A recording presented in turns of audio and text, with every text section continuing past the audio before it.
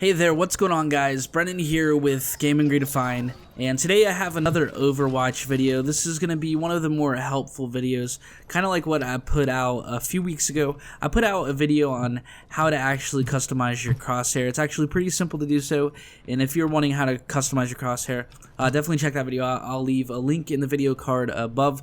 But yeah, in this video, I'm going to be showing you guys some settings that I think you guys should definitely look out if you're big into Overwatch.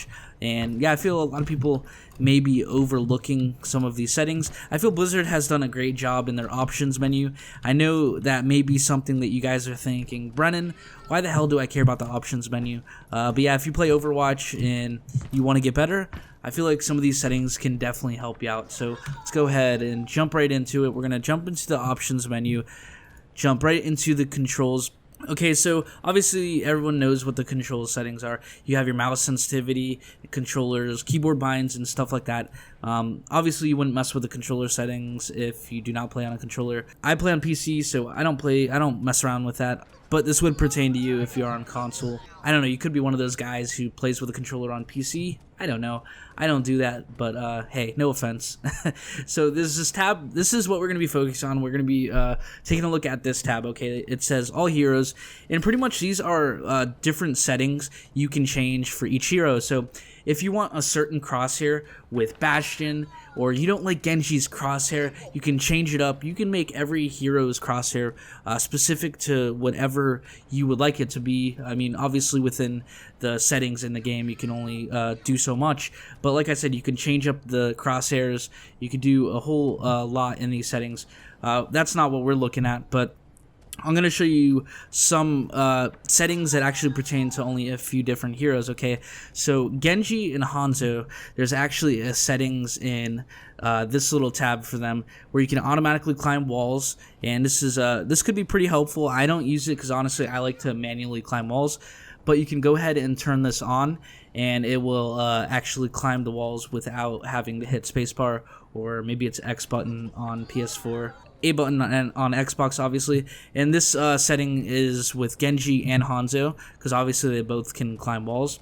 There's another setting with Junkrat, okay? With his ultimate, your Riptire can actually climb walls. I didn't know this, actually. I don't play a crazy amount of Junkrat, though. But you can actually turn this on so your Riptire can climb walls, and you don't have to continuously spam the spacebar. And Lucio also has a setting in his tab where you hold to crossfade.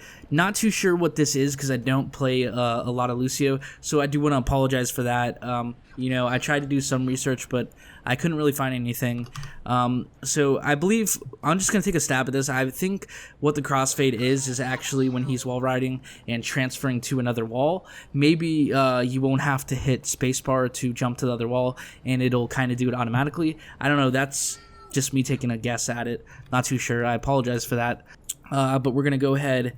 There's another setting for Mercy, actually. This is a big setting, okay? If you are a support player or you play a lot of Mercy, this would definitely be really helpful to you. I actually use these settings. You can toggle your beam connection. So obviously when you're playing Mercy, you're going to be healing players a good amount of time. That's what your job is when you play Mercy. And you have to actually hold down your mouse button, which can get kind of annoying after a while. So you can go ahead, jump into her tab, and you can check this to on, which is what I have it set to. And all you got to do when you want to heal somebody, you just click on them, it'll heal them. You can look around, do whatever you want to do. Not saying you can't do that when you're doing it the other way, but I feel like this is more intuitive and plays a lot better. Now also there's another setting right below this. You have Guardian Angel prefers beam target. So the Guardian Angel is obviously that ability where you can fly to other targets so you can heal them and whatnot. Now this is usually set to on as default. Now, this can lead to some weird gameplay at times. If you're actually healing somebody behind you and you hit shift, it will fly backwards, and that can be kind of annoying. I'm sure some of you guys who play Mercy have actually experienced this before, but I set this to off. But yeah, what this allows you to do is actually fly to whatever hero you actually have your cursor on, and yeah, I think this is very helpful if you're a support player and you play a lot of Mercy. Now on to another setting. You have Reinhardt Obviously, when you play Reinhardt, your barrier is going to be up a good amount of the time, probably 90% of the game. You can actually toggle this on and off. So I have mine set to on, it's default set to off, which again, with the other settings, you have to hold them to actually have your barrier stay up. I think this plays a lot better. All you do is left click, or it may be right click, I'm not too sure. But one of those buttons, whatever the button is to hit your shield up, all you do is click it and boom, it pops up. You don't have to worry about holding your mouse button or anything like that. Okay, so there are a couple more heroes I believe that have their own specific settings. Widowmaker is another big one. There's two settings for her. You can actually toggle her scope animation or her zoom. So I leave this on. It was set to off as default, but I play I come from a Team Fortress 2 background, and I play Counter-Strike, and in those games, all you gotta do is click, and your scope stays zoomed in. That's what I'm used to, and that's what I like and prefer. At the end of the day, this is all preference. But yeah, this is what I use. Now there's another setting actually below this where you can switch your zoom sensitivity, which can be very helpful because your zoom sensitivity and your regular sensitivity is not one sensitivity. If it was the same sensitivity all the way around, your zoom sensitivity would just be too fast. Obviously you want that a little slower so you can be more accurate when zoomed in and whatnot. So yeah, definitely play around with this. I have mine set to 35 at the moment. Okay, on to Zyra, however you say her name. There's a setting for her where you could turn on allied health bars.